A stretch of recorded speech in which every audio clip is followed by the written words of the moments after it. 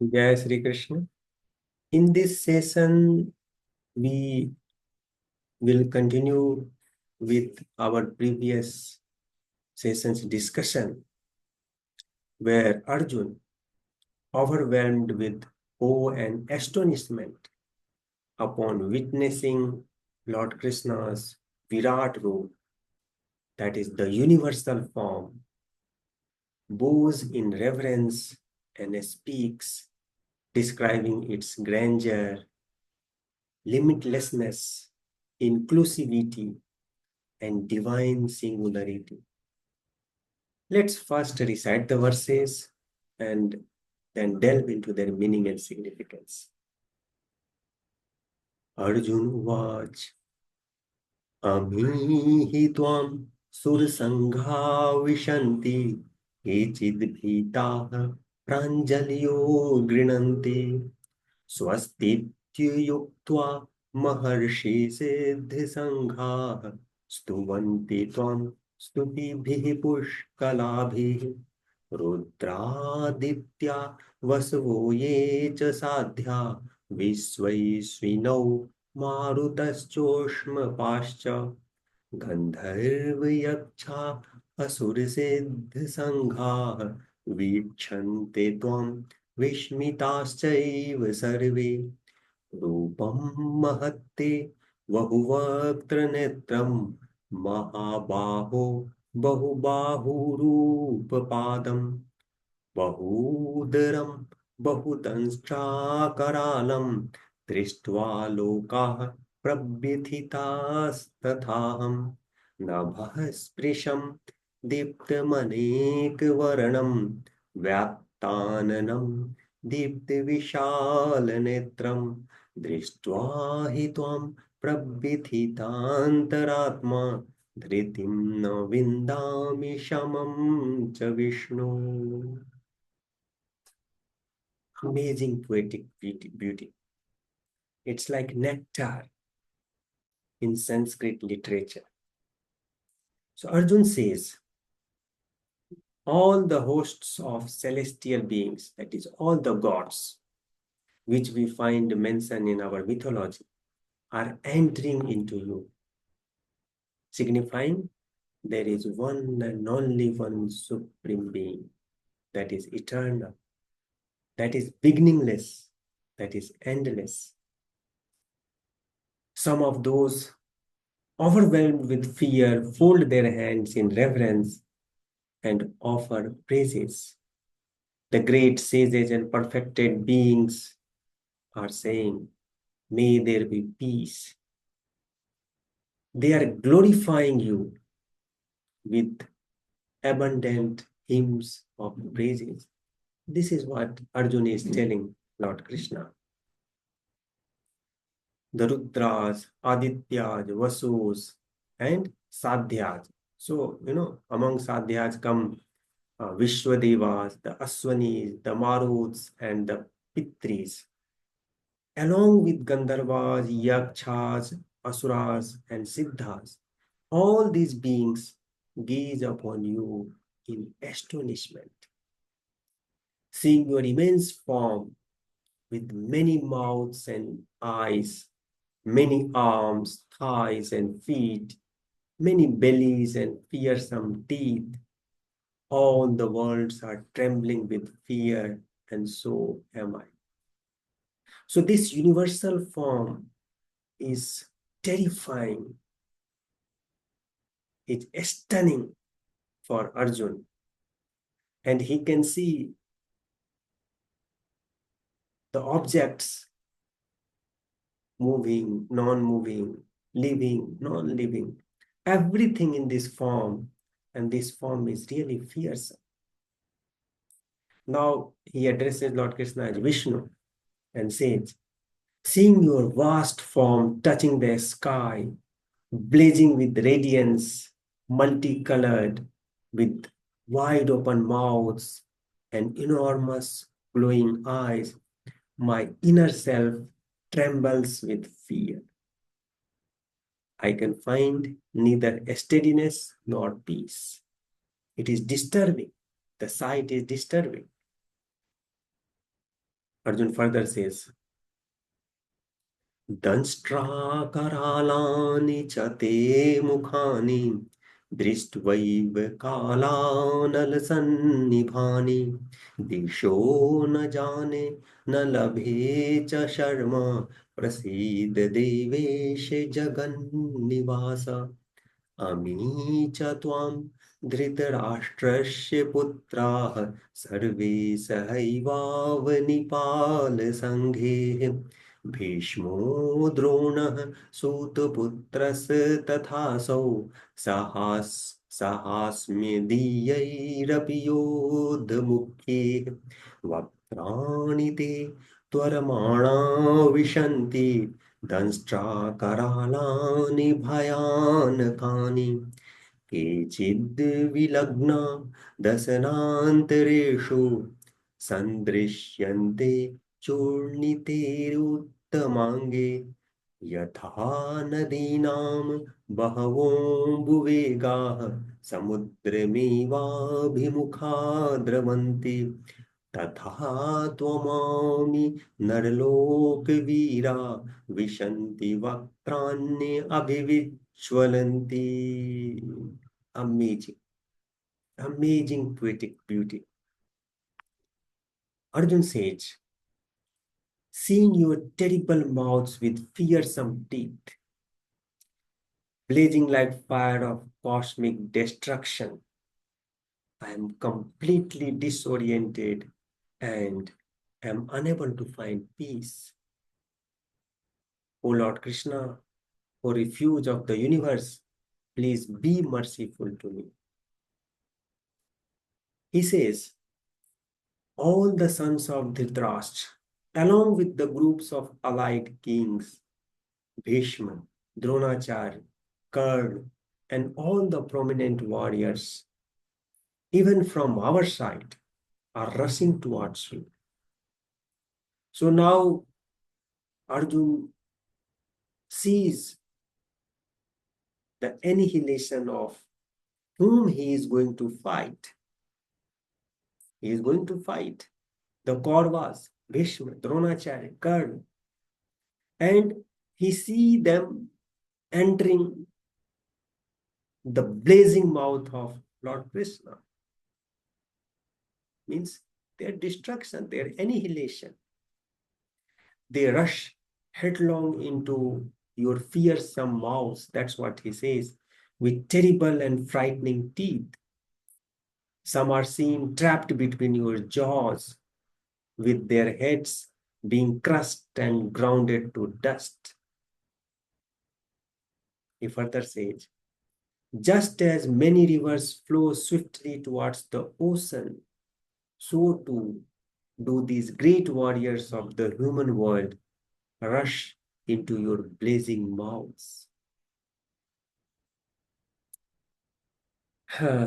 Arjun further says, Yatha pradiptvam jwalanam patanga vishanti nashaya samriddha तथैव नाशाय विशन्ति लोकास् तवापि वक्त्राणि समृद्धवेगाः लीलीयसे ग्रसमानः समन्तात् लोकान् समग्रान् वदनैर्ज्वलद्भिः तेजोभिरापुर्य जगत् समग्रं भासस्तवोग्राः प्रतपन्ति विष्णु आख्याहि मे को भवानुग्ररूपो नमोऽस्तु ते देववर प्रसीद विज्ञातुमिच्छामि भवन्तमाद्यं न हि प्रजानामि तव प्रवृत्तिम्. Just as insects, moths rush swiftly into blazing fire to perish, so too do these beings rush into your mouth with great speed, heading towards their destruction. Vishanti nasaya samriddha vega. He addresses Lord Krishna as Vishnu. Vishnu means all-pervasive. All-pervasive is Vishnu. He says, "O Vishnu, you are licking up and devouring all the worlds from all directions with your blazing mouths. Your fierce radiance fills and scorches the entire universe. O Supreme God, please tell me who you are in this terrible form. I offer my obeisance to you. Please be merciful. I wish to understand you, the primordial being, but I do not comprehend your purpose and activity." Why all this? Why annihilation? Then Lord Krishna says, Shri Bhagavan Vach, Kaloshmi Lokachaya Krit Praviddho Lokan Samahar Tumihi Pravirtah Ritepi Tvamna Bhavishyanti Sarve Eva Sthitah Pratynikeshu Yuddha. Lord Krishna says, Kaloshmi, I am time, I am Kal. So I remember Mahabharat serial from B.R. Chopra. So when this serial will, start, so there will be sound like मैं समय हूँ, मैं समय हूँ. So I am the time, Kaloshmi, the great destroyer of the worlds. Time annihilates everything, anything. I will be annihilated. I will not be tomorrow. This house where I am sitting will not be tomorrow. So time is the great destroyer, Kaloshmi. And I have come here to annihilate all beings. Even without your participation, Lord Krishna is telling Arjuna, all the warriors standing on both sides will cease to exist. So this realization is very important. With time, we are doomed. I will die. This building, which is non-living, will no more be there. Time will devour it. That's what Lord Krishna is revealing through this verse. And therefore, he says, Tasmatu tam uttist yasho labhasva. Tasmatu tvam uttist yasho labhasva. Jitva shatrun bhunkshu rajyam samriddham. Mayyaivete nihita purvameva nimitta matram bhavasabhyasachin. Lord Krishna addresses Arjuna as Sabhyasachin. Sabhyasachin. He says, you saw the sons of Dhritarashtra, Kauravas, Bhishma, Drona, Arjuna, all are entering inside my wide open, blazing mouth. So I have already killed them. Be the reason to annihilate this physical body. They are already killed. Hence, Arjuna, you get up, you stand up, fight the battle, win over your enemies, and enjoy the prosperous kingdom. I have already killed them. Be the reason for their annihilation. And that's how he makes him understand that you are merely an instrument in my divine plan. Lord Krishna further says, द्रोणं च भीष्मं च जयद्रथं च कर्णं तथान्यानपि योद्धवीरान् मया हतांस्त्वं जहिमभ्यथेष्ठा युध्यस्व युध्यस्व जेतासि रणे सपत्नान्. Dronacharya, Bhishma, Jayadratha, Karna, and many other valiant warriors have already been slain by me. Therefore, do not hesitate. Just be my instrument and fight. You will surely conquer your enemies in battle. So, uh, that's how the conversation is happening between Arjun and Lord Krishna. Lord Krishna again, convincing Arjun to fight the battle. Okay, by showing his Vishwarup universal form, he brings in confidence in Arjun that he will win. So, Lord Krishna's sole objective is to fight against adharma, unrighteousness. And for that, he is convincing Arjun in whatever way possible. So, each chapter in Bhagavad Gita, in some or other ways, is a way to convince Arjun to fight against unrighteousness. And that is the goal of the supreme entity, the supreme being. Yada yada hi dharmasya glanirбhavati bharata abhyuthanam adharmasya tadatmanam sejamya. He will have some instrument. He won't do anything on his own. Mahabharat, Lord Krishna is not fighting. It is being fought by Pandavas. And Arjun is the main instrument.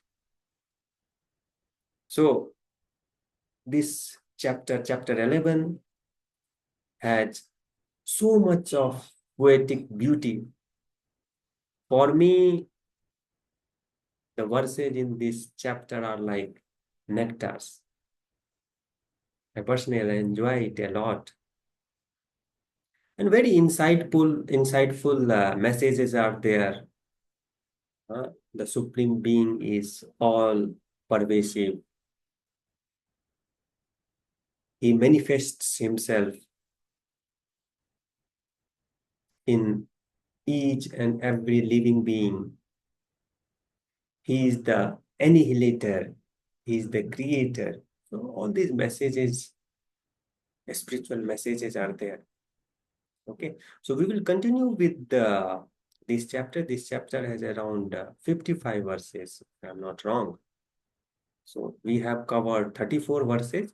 So rest of the verses we will cover in the upcoming session. So keep watching. Thank you very much.